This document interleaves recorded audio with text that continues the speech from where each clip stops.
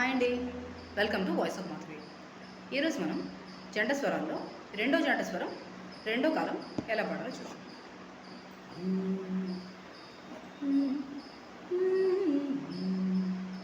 సా రే రే గ గ మ మ రే రే గ గ మ మ ప ప గ గ మ మ ప ప ద ద మ మ ప